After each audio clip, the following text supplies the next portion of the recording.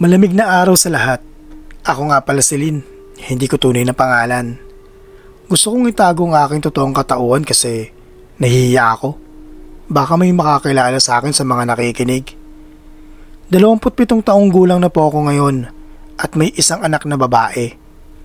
Pero ang ibabahagi ko po sa inyo ay noong bata pa lang ako at nag-aaral pa sa high school doon sa Tagaytay. Lumaki ako sa isang komplikadong pamilya. Papa ko legit na babaero. Habang ang mama ko naman ay naging pabaya sa amin ng kapatid ko. Ang nag-iisang kapatid ko anak daw ni Papa sa isang bayarang babae. Yun ang sabi sa akin ni Mama. Pero kahit ganun pa man, mabuti ang pakikitungo namin sa isa't isa. Siya lang ang karamay ko sa lahat ng bagay. Kahit paminsan-minsan nag-aaway din kami. Pero agad din naman kami nagkakabati. Yun nga lang dumating yung araw na naghiwalay si Mama at Papa. Dinala ni Papa si ate sa Caloocan. Habang si Mama naman pinilit si Papa na ipaiwan ako sa kanya doon sa Tagaytay. Kahit na ako din mismo gusto ko talaga kay Papa sumama. Pero napilit naman ito na iwan ako sa kanya. Nangako naman si Papa na papadalhan ako palagi ng pera na hindi naman nakakarating sa akin. Kasi ginagamit lang yun ni Mama para pang inom niya, pang sugal at sa panlalalaki nito. Naging pabaya si Mama sa akin. Kahit na sa pagsuklay ng buhok ko kapag papasok ako sa paaralan hindi niya nagagawa. Pero nang magkaroon siya ng live-in partner, doon na siya maging maalaga. Kaso dun sa lalaki, na hindi naman niya nga magawa sa akin. Madalas wala si Mama tapos yung kalibin niya sa bahay. Nagtatrabaho kasi si Mama bilang security guard sa isang mall. Habang yung kalibin naman niya, mekaniko. Kaya ang madalas maiwan sa bahay ako. At yung nag-iisang anak ng kalibin ni Mama na tawagin na lang po natin si Budoy. Special po si Budoy. Kahit hindi ito nakakapagsalita ng maayos masayahin ito. At kada uwi ko galing sa paaralan, kita ko ang tuwa lagi sa mukha niya dahil alam niya na maglalaro na naman kami ng mga laruan niyang robot at sasakyan. Halos magkaedad lang kami nito, pero huli na daw na-develop ang utak niya. Kaya parang 6 o 5 taong gulang pa lang ang kausap ko. Kahit sa totoo parehas kaming 12 taong gulang na. Nakasanayan ko na yun. Yung kada uwi ko sasalubungin ako ni Budoy at yayakap sa akin. Kasi gano'n naman talagang madalas niyang ginagawa. Pero isang beses, nanibago ako. Nang wala akong narinig na sigaw ng palayaw ko na bebe. Kaya nag-alala ako na baka may nangyari sa kanya. Patakbo akong pumasok sa bahay at hinanap ko siya sa sala. Pero wala siya dun. Nag-alala ako. Pero nang buksan ko yung kwarto nila Mama, nandun lang pala siya. Naglalaro mag-isa ng kanyang mga laruan. Pero ang nakapagtataka lang, yung ayos ng laruan niya. Parang may kalaro ito bago ako pumasok dun sa kwarto. Tinanong ko siya kung may kalaro ba siya kanina. Pero pagtango lang ang natanggap ko. At panay sabi niyang, Mumu daw. Siyempre kinabahan ako. Pero gusto ko ding tanong sa kanya kung sino ang tinatawag niyang Mumu. Tumayo ang balahibo ko at nakaramdam ako ng kakaibang lamig sa bato ko nang may ituro si Budoy sa likod ko.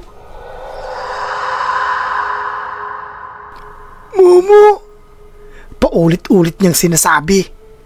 Dahan-dahan naman akong tumalikod para tignan kung ano yung tinuturo ni Budoy. Grabe ang lakas ng kabog ng dibdib ko nun. Kasi akala ko talaga na kung anong meron sa likod ko.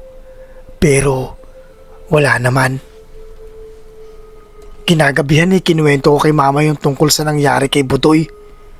Pero pinagalitan ako nito. Dahil kung ano-ano daw ang iniisip ko. At ang kalibin naman niya humirit pa na wag ko daw impluwensyahan ng anak niya sa kalokohan ko. Nasaktan naman ako dahil parang wala akong boses sa bahay na yun. Bata pa lang ako ganyan na palagi. Hindi ako pwedeng magrason, mga tuwiran at magdepensa sa sarili ko. Kaya kung pwede lang hindi na lang ako nagsasalita. Isa na din siguro yun sa naging dahilan kung bakit ako naging introvert ng paglaki ko. Balik tayo sa kwento. Isang beses, madilim na akong pumasok sa bahay kasi nakipaglaro pa ako sa labas. Siyempre nagbihis ako agad ng damit ko kasi yung uniform na suot ko ay susuotin ko pa yung kinabukasan. Hindi ko alam kung bakit hindi ako binibilhan ng uniform malaki naman ang pinapadala ng papa kong pulis ng panahon na yun. Pagkapasok ko nun sa pinto, nakita ko si Budoy na naglalaro sa salas. Nakatalikod lang na nakaupo sa sahig. Dinaanan ko lang siya. Hindi ko na binati kasi nagmamadali na akong magbihis. Pero laking gulat ko, nang pagbukas ko ng kwarto, nandun din siya. Nakatalikod, naglalaro pa din. Kinakabahan na ako. Hindi ko na naisip na baka may pumasok lang sa bahay dahil lang mumu pa din ang naaalala ko. Tinawag ko si Budoy sa palayaw niya pero hindi sumagot yung kaharap ko sa kwarto. Tuluyan ang nanindig ang mga balahibo ko nang sumagot sa tawag ko yung nasa sala ng gagaling ang boses. Paatras akong palabas ng kwarto pero hindi ko pa din inaalis ang tingin ko sa Budoy na nasa harap ko. Nakarinig ako ng pagyapak ng paa mula sa kusina. Papalapit ng papalapit pero nang nilingon ko natigil ang tunog ng pagyapak at wala din akong nakitang lumapit. Nilingon ko ulit si Budoy na nasa loob ng kwarto. Nakatayo lang ito at nakatalikod pa din pero hindi ito gumagalaw. Budoy, huwag mo naman akong takutin ng ganyan. Sabay ko sa kanya. Pero sobrang naiiyak na talaga ako ng mga panahon na yun. Nilingon ako ng Budoy na nasa harap ko. Napahinga naman ako ng maluwag. Kasi nakakasigurado ako na si Budoy nga talaga yun. Lalo na nung makita ko ang itsura niya. Pero kakaiba ang ekspresyon ng mukha nito Nakangisi ng nakakaloko na hindi naman niya ginagawa dati. Lalapit na sana ako sa kanya para yakapin to.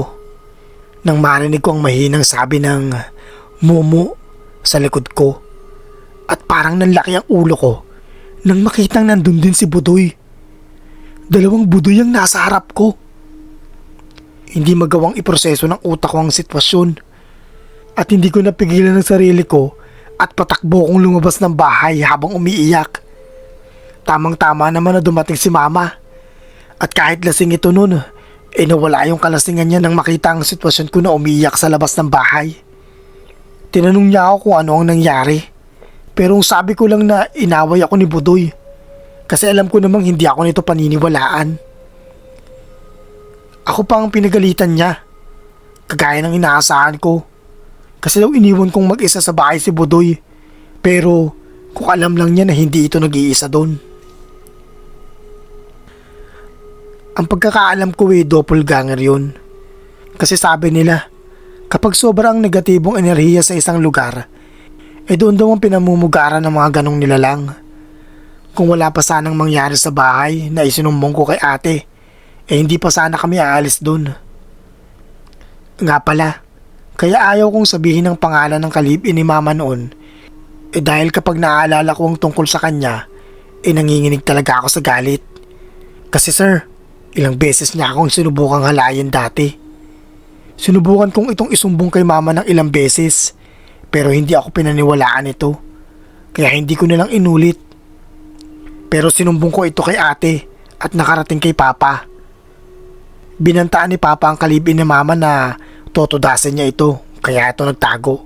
Sinama si Budoy at iniwan na kami ni Mama. Dahil sa nangyari, pinilit ni Papa na doon na ako tumira sa kanya sa Caloocan. At nandirito pa din kami ngayon, pati na din si Mama, kahit matagal na silang hiwalay. Wala na akong naging balita kay Budoy sa ngayon. Pero ang huling narinig ko tungkol sa kanya, normal na daw ito. At maayos nang mag-isip at magsalita. Hanggang dito na lang sir, at maraming salamat po sa pagbabasa nitong aking kwento.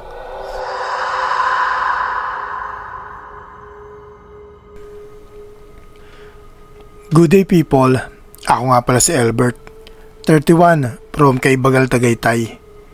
Kwento ko lang po itong hindi ko makakalimutang pangyayari na na-experience ko years ago sa isang subdivision dito sa amin. Nag-aaral pa ako sa kolehiyo noon at muntik na akong huminto dahil sa trauma.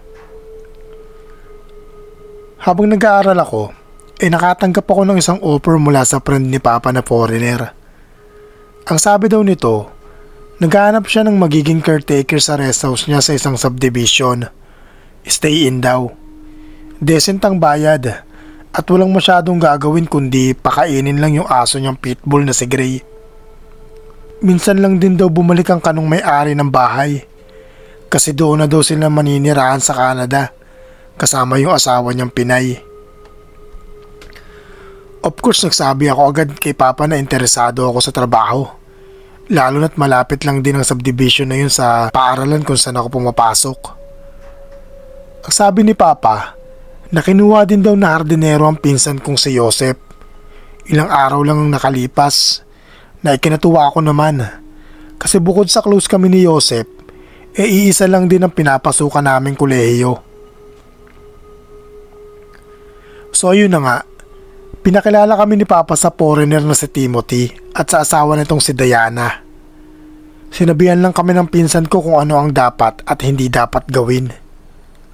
Binigyan na din kami ng bonus ni Sir Timothy para daw allowance namin bago sila umalis ni Ma'am Diana. Meron daw kaming separate na bahay na titirhan sa tabi lang din ng bahay ni na Sir Timothy. Okay lang din naman kasi libre naman daw lahat. Tubig, kuryente at pati na din wifi. And to say na naka-aircon pa talaga ang bahay. At napasabi talaga ako na swerte kami sa napasukan namin. Siyempre sobrang tuwa namin ni Joseph nun. Wala namang masyadong naging problema sa bahay. Linisin ko lang daw kahit once a month, ayos na yun. Kasi sarado naman daw yung bahay at hindi basta-bastang makakapasok ang alikabok. Si Joseph naman mahilig talagang magtanim ng kung ano-ano simula pa ng pagkabata nito. Kaya nag-i-enjoy talaga siya sa trabaho niya bilang hardinero. Naging mas close pa kami ni Joseph noon at naging kaibigan ko na din yung mga kaibigan niya. Pero nga lang meron silang kakaibang trip. Kada tanggap namin ng sahod nagpapainom talaga ito sa mga barkada niya. Pero sa labas naman sila umiinom. Kaya palaging mag-isa lang ako sa bahay hanggang sa makauwi yung pinsan ko. Pero isang beses, iniyaya ako ni Joseph na iinom daw sila kinabukasan at baka raw gusto kong sumama sa kanila. Pero ang pinagkaiba lang ng panahon na yun, gusto ni Joseph na dun magpainom sa titirhan namin. Siyempre hindi ako pumayag. Kasi baka ano pang maging kahinat na ng balak nilang gawin. Pero sa uli na overpower ako nila ng mga barkada niya. At bukod sa napapayag ako, nakapag-promise din ako na sasama sa kanila. 5 kaming uminom kinabukasan. Kahit na medyo ayaw ko sa ideya napaambag na din ako. No choice kumbaga. Kasi nagsiambaga na din naman sila And knowing na sabay lang ang sahod namin ni Joseph. Kaya syempre nagbigay na din ako ng pera. Ako, si Joseph, si Marco, Genesis at Carl lang nagiinom that time. Mahigpit naman naming pinagbawal na huwag silang makialam ng mga gamit ng may-ari. Nakinig naman sila sa amin. Buong gabi kaming nagkikwentuhan at nagtatawa ng 5 dun sa kwarto. Kompleto kami ng iniinom. Rum, beer, gin, pati na sa mga pulutan kompleto din kami. Gaya ng chichirya, kanton, noodles, may manok din. Kaya ihi na lang talaga ang pahinga namin. Mga alas 3 kami natapos nun. Kung hindi pa sana namin narinig nun si Genesis na humihilik hindi pa sana kami titigil. Lahat kami sa kwarto natulog. Bukod kay Marco na sa sala siya at sa sopa na lang humiga. Ako naman at si Joseph sa kanya-kanya naming higaan. Pero si Carl lumipat sa tabi ni Joseph mula sa sahig. Si Genesis naman ang natira sa sahig at binalot na lang yung katawan niya ng kumot na pinagamit ko na muna sa kanya. Kinabukasan tanghali na akong nagising. Sinisipon pa nga ako nun at may hangover pa. Nilingon ko ang paligid pero wala na sila. Maliban lang kay Genesis na nakita akong nakaupo sa may bandang bintana at nakapangalumbaba. Parang malalim ang iniisip. Binati ko siya ng magandang tanghali at tinanong kung nakapagkape na ba siya. Sabi naman niya na tapos na daw, pero hindi pa din niya ako nililingon. Kaya hinayaan ko na lang muna siya. Nasobrahan ata sa inom kagabi kaya may hangover pa. Naglakad akong papuntang kusina kasi gusto kong magluto ng noodles. Pasigaw kong sinabihan si Genesis kung gusto niya ba para bigyan ko din siya. Sumigaw naman siya ng oo, kaya 2 mangkok ang nilagyan ko ng maluto na to. Nilagay ko na lang yung mangkok dun sa tabi niya. Stable naman yun, kaya hindi mahuhulog. Para kung kailan niya gustong kainin, nasa tabi na lang niya. Umupo ako sa kama ko at humigop ng sabaw ng noodles. Nang maubos ko na to, naligo na ako. Sabay nagbihis na din. Papasok pa kasi ko kinahapunan. Sayang din kasi ang mga subjects. Hinabilin ko kay Genesis na kung gusto niyang humiram ng damit, tumingin na lang siya dun sa cabinet ko at tumuo na lang siya. Wala naman akong niiwang mahalagang gamit nun, kaya okay lang na iwanan ko sa kanya yung bahay. At isa pa, kaibigan naman siya ni Joseph, kaya kung may tiwala sa kanya ang pinsan ko, syempre may tiwala na din ako sa kanya. Sinigurado ko na lang na dala ko ang duplicate ng susi ng bahay ni Sir Timothy. Kasi okay lang naman na ako ang mawalan, wag lang sila. Mas malaking problema pagka si Sir Timothy ang nawalan. Nagkita pa kami ni Joseph at Carl sa school. Si Marco daw hindi nakapasok kasi hindi kinaya yung hangover niya. Napaka-weak. Tinanong naman nila ako kung kamusta si Genesis. Kasi nagsabi daw ito kagabi bago matulog na masama daw ang pakiramdam niya. Well, nagtaka naman ako since hindi ko naman ito narinig na nagreklamo kagabi. Pero hinayaan ko na lang. Sinabi ko na lang sa kanila na nandun pa si Genesis sa bahay pag alis ko. Sabay kaming umuwi ni Joseph kinahapunan. At pagkarating sa bahay, nagtaka ako kung bakit bukas pa ang pinto. Si Joseph naman tinignan ang mga halaman niya. At ako naman ang maingat na pumasok sa bahay. Tama nga ang hinala ko. Nandun pa rin si Genesis. Nakapwesto pa din at nakaharap pa rin sa bintana. Kamusta ang pakiramdam mo, pre? Tanong ko sa kanya pagpasok ko sa kwarto. Nagbihis ako, tinagas na lang yung bag kong dala sa kama dahil sa pagod. Sumagot naman ito na okay lang daw siya. Lumabas ako ng kwarto para kumuha ng tubig sa kusina. Nakasalubong ko pa sa Joseph sa sala. Magbibihis na daw siya sa kwarto. Pinaalam pa talaga niya sa akin. As if naman I care. Kumuha ako ng pitsil at baso sa kusina. Kakainom ko pa lang nang biglang sumigaw si Joseph. Kaya naibog ako ang ininom kong tubig. Siyempre takbo agad ako papasok sa kwarto. Tinanong ko siya kung ano ang nangyari. At nang makita ko ang dahilan ng kanyang pagsigaw, napatakbo ko sa labas at tinawagan ko si Papa. Si Genesis, wala nang buhay. Naninigas ang katawan, pero sa posisyon na nakapalumbaba pa din. Nilalangaw na din ang bibig nito at parang nag-shrink na ang mga mata. Ang imahe niyang patuloy pa ding bumibisita sa mga panaginip ko kapag gabi. May kasabay na pulis si Papa nang dumating.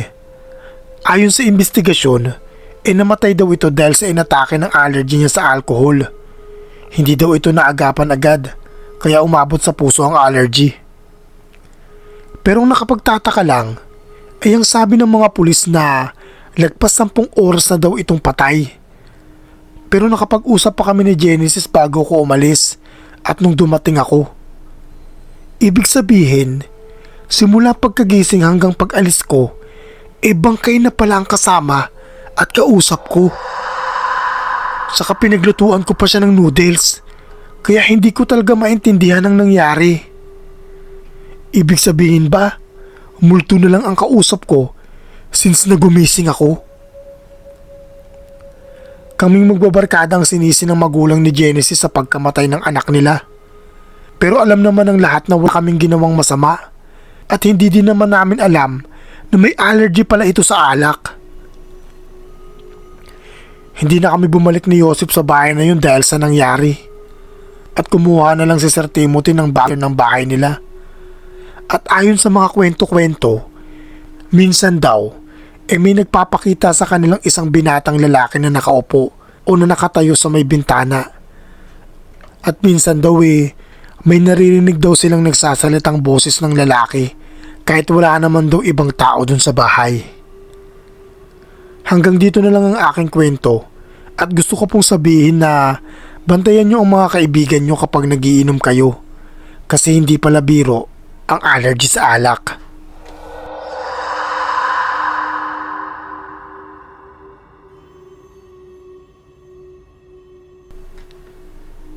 Magandang araw po sa lahat. Ako nga pala si Ezekiel. Kasalukuyang nakatira po dito sa Pasig. Pero ang kwentong nais kong ibahagi sa inyo yung noong sa Tagaytay pa kami nakatira. Hindi ko na po sasabihin ng eksaktong lugar. Basta malapit po kami sa isang sikat na palengke. Maiksi lang po itong kwento ko. Tungkol po ito sa hindi ko inaasahang makita noong bata pa ako. Naniniwala po ba kayo na kapag may butas ang bubong ng isang bahay, aswang ang nakatira? Ako kasi dati tinatawanan ko lang yun. Kasi naman madami naman akong nakikitang mga bahay na may butas ang bubong o kaya merong kwartong walang bubong. Pero nag-iba ang pananaw ko nang makita ko isang gabi ang hindi ko inaasahan. Maliwanag ang buwan ng gabing yun at malamig ang hangin. Naglalaro kami ng tagu-taguan ng mga kaibigan ko. 12 taong gulang pa lang ako noon at pasaway sa magulang. Pinagbabawalan kasi nila akong lumabas kapag gabi na dahil delikado daw. Pero nang isang beses na lumabas ako ng bata pa ako, wala namang nangyari sa akin. Kaya napaniwala akong sarili ko na hindi naman pala delikado ang gabi. Naging taya ako sa laro. At pagkatapos kong magbilang ng 10 sa may puno ng langka, sinimulan ko ng hanapin ng mga kaibigan ko. Una kong nakita ang best friend ko nung si Isabel. Galit pa nga siya sa akin kasi baka hindi daw kami magkaibigan kasi siya ang una kong nahanap. Pero tinawanan ko lang yun dahil asar na asar siya sa akin . Sunod-sunod ko nang nakita ang iba pang mga kaibigan ko. Madali lang naman kasi silang hanapin . Dahil gumawa kami ng rules na bawal pumasok sa mga bahay. Napaka-unfair naman kasi ng iba . Malalaki ang bahay nila tapos may mga bakod pa. Isa lang hindi ko pa nakita nun. Ilang minuto na din akong paikot-ikot pero hindi pa din ito lumalabas. Sabi naman ni Chris, isa sa mga kalaro namin, nakita daw niya si Abel na pumasok sa bahay nila. Napamura ako nun nang wala sa oras. Panay bulong ko pa sa sarili ko dahil sa hindi mapigilang inis. Ang linaw-linaw kasi ng usapan namin na bawal pumasok sa loob ng mga bahay. Pumunta ako sa bahay ni Abel tapos pumasok. Tahimik ang bahay. Parang walang tao. Pero nakabukas naman yung ilaw. Kaya alam kong nagtatago lang si Abel dito. Kaya inisa-isa ko ang sulok ng sala nila. Tinignan ang ilalim ng mesa. Likod ng sopa, pero wala to. Sinubukan ko ring tawagin ang pangalan niya ng mahina, pero walang sumasagot. Lalabas na sana ako noon nang makarinig ako ng mga yapak sa kabilang kwarto. Inakala ko na si Abel yun, kaya maingat akong hindi makagawa ng ingay habang tinutungo ko ang kwarto. Pinasok ko yun, pero pagtingin ko sa taas, nakita kong wala itong bubong. Hindi naman bago sa akin makakita ng bahay o kwartong butas o walang bubong. Inikot ko ang kwarto pero hindi ko makita si Abel. Nagtataka pa ako noon kasi kakarinig ko lang yung mga yapak doon. Habang nag-iikot ako sa kwarto, nakarinig ako ng isang mabigat na yapak sa yero sa kabilang kwarto nila. Malapit lang ang tunog na yun mula sa akin. Sa gulat at takot na baka makita, bigla akong pumasok sa isang cabinet na matatagpuan sa sulok ng kwarto. Pagpasok ko parehas pa kaming nagulat ni Abel na nagtatago din pala dun sa loob ng cabinet. Sisigaw pa sana ako nun pero tinakpan niya ng dalawa niyang kamay ang bibig ko. At pinulungan ako na tumahimik lang. Isang itim na aso ang tumalon mula sa taas ng bubong nila papasok dun sa kwarto. Dumaan yun sa parting bukas na bubong na walang yero. Kitang-kita ko din ang pagpapalit ng anyo nito na hindi ko inaakalang ate pala ni Abel yun, si Jennifer. Nakakayaman yung nangyari pero naihi talaga ako sa sobrang takot ng mga panahong yun. Buti hindi nagreklamo si Abel kahit naihian ko siya dahil baka mahuli pa kami. Matagal kaming nagtago ni Abel. Lumabas na lang kami noon nang mahimbing nang natutulog ang ate nito sa kama niya. Dahil kwarto pala ng ate niya yung napasukan ko. Mga 3:00 na yun ng madaling araw. At pagka uwi ko, alalang-alala na sila mama sa akin noon. Napalo pa nga ako noon. Pero hindi ko kunwento sa kanila yung tungkol sa nakita ko. Ayon na din sa pakiusap sa akin noon ni Abel. Kinwento sa akin ni Abel na hindi naman daw ganun dati yung ate niya. Nagsimula daw yun nung sumama daw yung ate niya sa boyfriend nito na taga Visayas. At pagbalik niya, ganun na siya. Nayanggaw daw o nahawaan. Ginawa na daw nila ang lahat para maipagamot to. Pero inabot na lang daw ng ilang taon hindi na gumaling. Natanggap na lang daw nila na wala na talagang lunas sa sitwasyon ng ate niya. Hindi rin naman daw ito nangangain ng tao.